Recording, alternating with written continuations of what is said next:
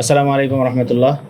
প্রথমেই সাংবাদিক বন্ধুদের কৃতজ্ঞতা আদায় করছি, আপনারা এই অবস্থার মধ্যেও আমাদের প্রোগ্রামের শেষ পর্যন্ত সময় দিচ্ছেন। আমরা খুব দ্রুত সময়ের মধ্যে আজকের প্রোগ্রাম শেষ করব।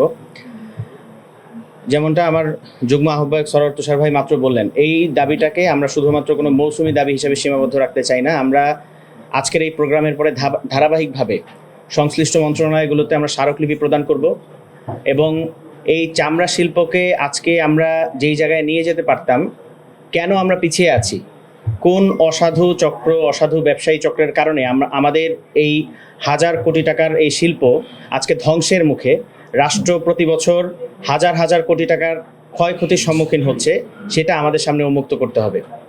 আমি একজন মাদ্রাসার ছাত্র হিসাবে খুব এই ব্যাপারগুলোকে আমরা খুব কাছ থেকে দেখেছি যে যেই চামড়া একটা সময়, আজ থেকে প্রায় 10 বছর আগে 2000 টাকায় বিক্রি হতো, সেই চামড়ার দাম এখন নেমে এসেছে 6 থেকে 700 টাকায়। অথচ আপনারা জানেন যে আন্তর্জাতিক বাজারে এবং ঢাকার বাইরের মানুষ 300-400 টাকায়ও বিক্রি করে। ঢাকার বাইরের অনেক মাদ্রাসায় আমরা জানি যে প্রতি বছর কয়েকশো চামড়া তারা বিক্রি করতে না পেরে ফেলে দেয়।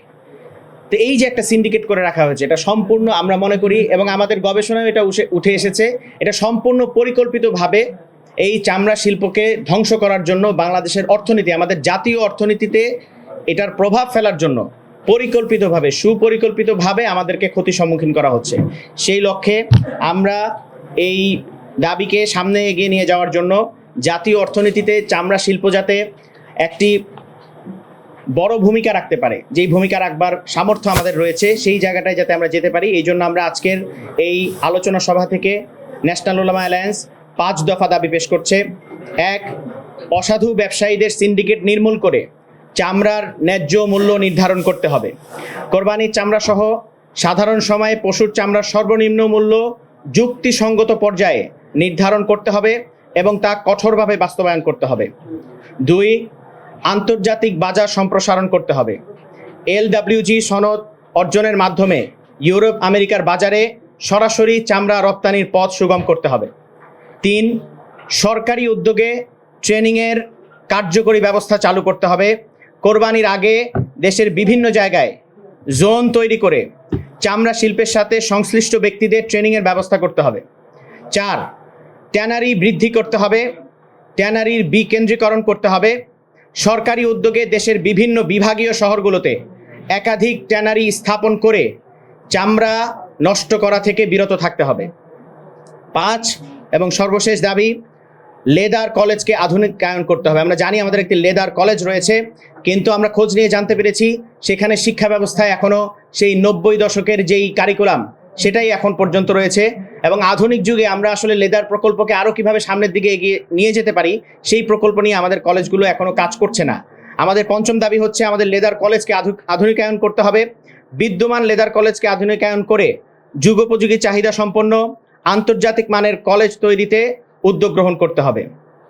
আজকে এই দেশীয় চামড়া শিল্পে আমাদের জাতীয় অর্থনীতির সাথে যে জড়িত বিষয়গুলো আছে, তার মধ্যে আমরা সবচেয়ে জোর দিয়ে বলছি, আমাদের LWGর যে প্রকল্প, যে স্ট্যান্ডার্ডে আমাদের উন্নীত হওয়ার কথা ছিল, আমাদের পার্শ্ববর্তী দেশের এই ভূরাজনৈতিক ষড়যন্ত্র, অর্থাৎ ভারতে আমাদের চামড়াগুলো অর্ধেক প্রসেসের পর যে নিয়ে যাওয়া হচ্ছে, ভিয়েতনামে নিয়ে যাওয়া হচ্ছে এবং চায়নায় নিয়ে যাওয়া হচ্ছে।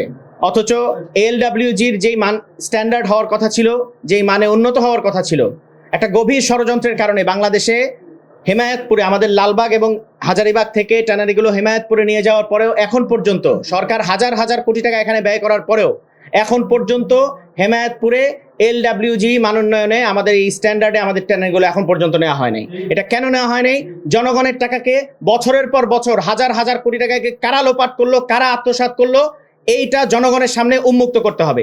আমরা জানি বিগত সরকারের সময় এই মাদ্রাসার অনেক বড় একটা অ্যাসেট হওয়ার কারণে চামড়া শিল্পকে ইচ্ছাকৃতভাবে ফ্যাসিবাদী হাসিনা সরকার ইচ্ছাকৃতভাবে দমন করে রেখেছে।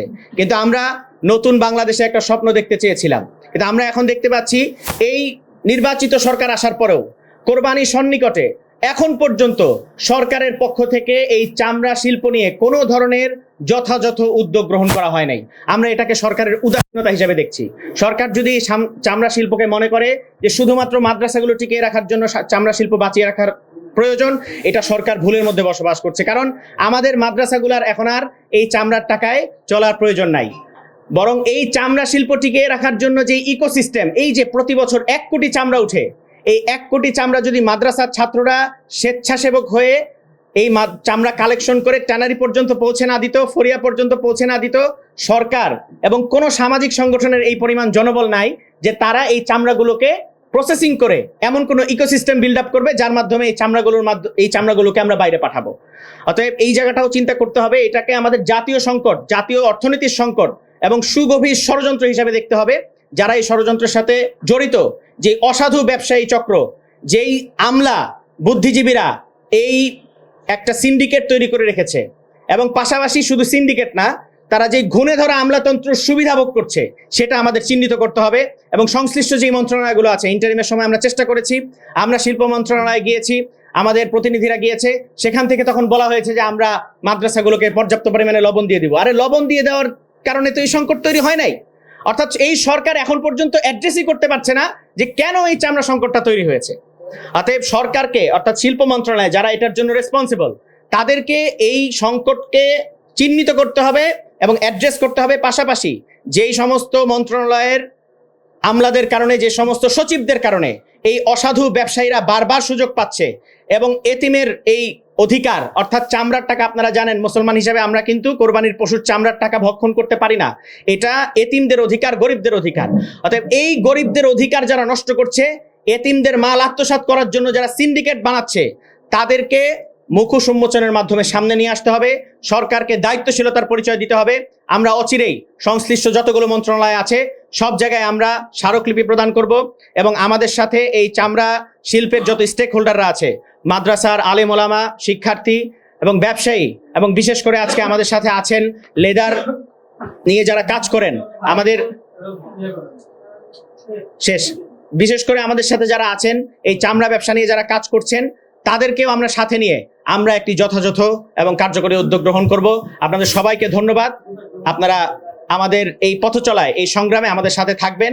জাতীয় অর্থনীতির চামড়া শিল্পকে আপনারা আবার একটি জায়গায় নিয়ে যাবেন, এই কামনা ব্যক্ত করছি। আসসালামু আলাইকুম।